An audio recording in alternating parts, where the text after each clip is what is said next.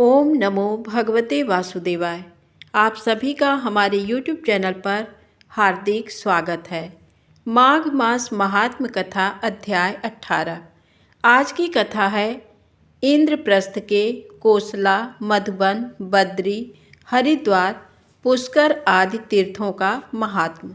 नारद जी ने कहा, हे राजन, इसी इंद्रप्रस्थ में कोसला यानी अयोध्या नामक एक तीर्थ है। इसके विषय में भी एक पुण्यमय उपाख्यान है। चंद्रभागा नदी के किनारे एक पुरी में चंडक नामक एक जुआरी, शराबखोर, व्यभिचारी, डकैत, हत्यारा और मंदिरों का सामान चुराने में चतुर एक नाई रहता था। उसने एक दिन अपने समीप ही रहने वाले मुकुंद नामक धार्मिक और धनवान ब्राह्मण के घर में चोरी करने के लिए प्रवेश करके ब्राह्मण को मार डाला। इससे उनकी स्नेहमयी माता और सती पत्नी को बड़ा दुख हुआ और वे आर्त स्वर से विलाप करने लगीं। इतने में ही मुकुंद के गुरु वेदायन नामक सन्यासी वहां आ पहुँचे। उन्होंने शरीर की नश्वरता का वर्णन करते हुए आत्मज्ञान का उपदेश देकर उन लोगों को समझाया और मुकुंद का अंत्येष्टि संस्कार करवाया। मुकुंद की गर्भवती पत्नी को विद्वान सन्यासी ने सती होने से रोक दिया। मुकुंद का छोटा भाई मुकुंद की अस्थियों को लेकर गंगा जी में छोड़ने के लिए चला। चलते चलते वह इस कोसला तीर्थ में आया। आधी रात को यहाँ अस्थि की गठरी को एक कुत्ते ने उठाकर कोसला के जल में फेंक दिया। अस्थियों के जल में पड़ते ही मुकुंद दिव्य विमान पर चढ़कर वहाँ आया और उसने तीर्थ के महात्म का वर्णन करते हुए ये बताया कि मेरी हड्डियों के तीर्थ में पड़ते ही मैं नरक से निकलकर इस उत्तम गति को प्राप्त हुआ हूँ। नरक मुझे इसीलिए प्राप्त हुआ था कि मैं गुरुद्रोही था। अब मैं उस पाप से मुक्त होकर 14 इंद्रों के काल तक सुखपूर्वक स्वर्ग में निवास करूँगा। यों कहकर वह देवता के समान सुंदर शरीर वाला ब्राह्मण देखते ही देखते तत्काल स्वर्ग को चला गया। अब उस चंडक नाई की कथा सुनो। मुकुंद की हत्या का समाचार पाकर राजा ने चंडक को पकड़ मंगवाया और उसे चंद्रभागा से 8 कोस की दूरी पर ले जाकर चांडालों के द्वारा मरवा डाला। वह मारवाड़ देश में काला सांप हुआ। एक ब्राह्मण अपने माता पिता की हड्डियां गंगा जी में डालने के लिए एक पेटी में रखकर लाया था और वह कुछ साधुओं के दल के साथ वहीं आकर ठहरा जहां सांप रहता था। रात को सांप उस पेटी में घुस गया और पेटी के साथ वह भी कोसला तट पर आ पहुंचा। यहाँ पेटी खोली गई तो सांप निकल भागा, पर लोगों ने उसे मार डाला और मरते ही वह देव शरीर प्राप्त कर दिव्य विमान में बैठकर आ गया। उसने कहा, मैं चंडक नामक नाई था और ब्रह्म हत्या के पाप से 5 लाख वर्ष तक नरक की पीड़ा और 20,000 वर्ष तक सर्प योनि भोग कर आज इस तीर्थ में मरने के कारण परम उत्तम देवत्व को प्राप्त हुआ हूँ। तीर्थ का ये प्रत्यक्ष वैभव देखकर उस ब्राह्मण ने भी अपने माता पिता की हड्डियों को इसी तीर्थ में डाल दिया। हड्डियों के पड़ते ही उसके माता पिता श्रेष्ठ विमान पर बैठकर दिव्य रूप धारण किए। यहाँ आए और अपने पुत्र को आशीर्वाद देते हुए स्वर्ग को चले गए। फिर वे सब साधु भी इसी कोसला तीर्थ में रह गए और अंत में वैकुंठ को प्राप्त हुए। नारद जी कहते हैं, ये परम पावन मधुबन तीर्थ है। यहाँ विश्रांति घाट नामक तीर्थ है। एक ब्राह्मण पर्णशाला बनाकर यहाँ भगवान के दर्शन की इच्छा से सकुटुंब रहते थे। एक दिन तीर्थ में स्नान करते समय भी उन्हें यही अभिलाषा हुई और तत्काल भगवान ने दर्शन देकर उनको कृतार्थ कर दिया और वे भगवान की स्तुति करके उन्हीं के साथ वैकुंठ लोक को चले गए। इस मधुबन से 11 धनुष की दूरी पर एक बद्रिकाश्रम तीर्थ है। मगध देश में देवदास नामक एक सत्यवादी, जितेंद्री और धर्मात्मा ब्राह्मण रहते थे। वे भगवान के परम भक्त थे। उनके घर में उत्तमा नाम की गुणवती पतिव्रता पत्नी थी। देवदास के अंगद नामक एक पुत्र और वलया नाम की एक कन्या थी। देवदास ने दोनों का विवाह कर दिया। कन्या विवाहिता होने पर ससुराल चली गई और पुत्र अंगद ने घर का काम संभाल लिया। कुछ समय बाद विप्रवर देवदास ने अपनी पत्नी उत्तमा से परामर्श करके निश्चय किया कि अब इस वृद्धावस्था में संसार के समस्त विनाशी पदार्थों से मन हटाकर इंद्रिय संयम पूर्वक हम लोगों को भगवान का भजन और तीर्थ सेवन करना चाहिए। फिर उन्होंने अपने पुत्र अंगद को बुलाकर भगवान श्रीहरि की आराधना का महत्व बतलाते हुए अपना निश्चय सुनाया और पुत्र से अनुमति पाकर वे दोनों कुछ धन लेकर भगवान विष्णु की प्रसन्नता के लिए चल पड़े। रास्ते में कल्पग्राम के एक सिद्ध पुरुष से उनकी भेंट हुई। उस सिद्ध पुरुष ने इंद्रप्रस्थ के बद्री नामक तीर्थ का महात्म्य सुनाया, जिसमें पूर्वजन्म के व्यभिचार और डकैती आदि पाप के फलस्वरूप भयंकर भैंसा बने हुए एक राजा का तीर्थ में प्रवेश करते ही उद्धार हो गया था। फिर सिद्ध पुरुष ने उन दोनों से कहा कि यदि तुम भी अपने परम कल्याण की इच्छा रखते हो तो वहाँ चले जाओ। मैं भी अपने निष्प्रिय और मोक्ष के इच्छुक बूढ़े पिता को इस बद्रिकाश्रम तीर्थ में लाने के लिए घर जा रहा हूँ। सिद्ध की बात सुनकर धीर बुद्धि ब्राह्मण देवदास तीर्थों में घूमते हुए इंद्रप्रस्थ आए और यहाँ इस बद्रिकाश्रम में भगवान उन्हें उसी शरीर से परम धाम को ले गए। सिद्ध पुरुष ने भी शीघ्र ही अपने पिता को घर से लाकर उस तीर्थ में नहलवाया। इससे उनको भी भगवान विष्णु का परम धाम प्राप्त हो गया। इंद्रप्रस्थ में हरिद्वार नामक तीर्थ है। इसकी भी बड़ी महिमा है। कुरुक्षेत्र से नगर से बाहर कालिंग नामक एक पापी चंडाल रहता था।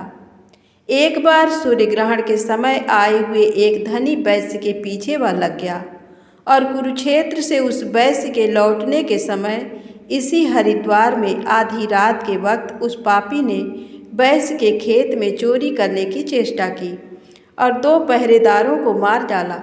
इसी समय वैश्य के एक सेवक ने दूर से बाण मारा, जिससे भागता हुआ वह पापी भी मर गया।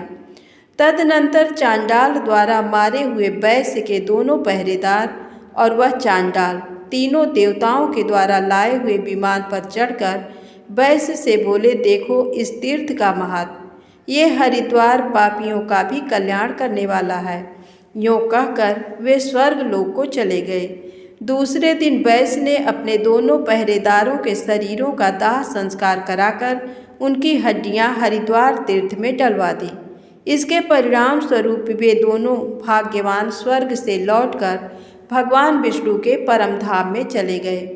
तदनंतर बुद्धिमान वैश्य ने अपने घर जाकर सांसारिक कार्यों को धर्मपूर्वक करते हुए भगवान की भक्ति में मन लगाया और अंत में इसी वैकुंठ धाम की प्राप्ति कराने वाले तीर्थ में आकर मृत्यु को प्राप्त हुआ। नारद जी ने कहा, हे राजन, अब इंद्रप्रस्थ के पुष्कर तीर्थ का महात्म्य सुनो। विदर्भ नगर में मालव नामक एक ब्रह्मवेत्ता, शांत, विद्वान, हरिभक्त, देवता, ऋषि, पितर, मनुष्य और समस्त भूत प्राणियों के पोषक ब्राह्मण रहते थे। वे एक समय जब बृहस्पति सिंह राशि पर थे, दान करने के लिए 10,000 स्वर्ण मुद्राएं साथ लेकर गोदावरी नदी में स्नान करने को चले। उन्होंने आधे रुपए अपने पुंडरीक नामक भांजे को देने का विचार किया और आधे अन्यान्य श्रोत्री ब्राह्मणों को। गोदावरी के तट पर पहुंचने के बाद मालव के बुलाए हुए उनके भांजे पुंडरीक भी वहीं आ गए और उन्होंने अपना आधा धन पुंडरीक को दे दिया। पुण्यात्मा पुंडरीक ने अपने धन में से 1/4 भाग प्रसन्नतापूर्वक श्रोत्री ब्राह्मणों को दिया। इसके बाद वे अपने मामा मालव से उपदेश, आशीर्वाद और संदेश प्राप्त करके अपने घर की ओर लौटे और कुछ दिनों बाद इस कल्याणप्रद तीर्थ में आए। यहाँ आकर अपने छोटे भाई भरत को खून से लथपथ और अंतिम श्वास लेते हुए पृथ्वी पर पड़ा देखा। कुछ ही देर में पीड़ा से छटपटाकर उसने प्राण त्याग दिए। उसी समय आकाश से एक विमान उतरा और दिव्य देह धारण करके भरत उस पर जा बैठा। फिर उस समय भरत ने भाई पुंडरीक से कहा, भाई, इस समय मैं तुम्हें मारकर मामा का दिया हुआ धन छीनने के लिए आया था और तुम्हारी ही घात में था, परंतु आधी रात के समय बाहर से आए हुए व्यापारियों के सेवकों ने तुम्हें समझकर मुझे मार दिया, पर इस पुष्कर तीर्थ के प्रसाद से मैंने दिव्य देह प्राप्त कर ली।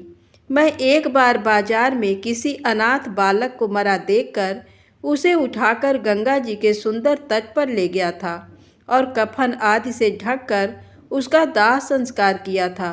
उसी पुण्य से मुझे इस तीर्थ की प्राप्ति हुई। धर्मात्मा पुंडरीक ने भाई भरत की सद्गति देखकर अपने हृदय में अनुमान किया कि ये तीर्थ मनोकामना पूर्ण करने वाला है। फिर उन्होंने माघ भर भगवान विष्णु अपने साक्षात स्वरूप से मेरे घर में पधार कर निवास करें, इस कामना से पुष्कर तीर्थ में स्नान किया। तदनंतर घर लौटकर पौष की पूर्णिमा के दिन घर को भली भांति सजाकर उत्सव किया, ब्राह्मण भोजन करवाया और भगवान का गुणगान करते हुए जागरण किया।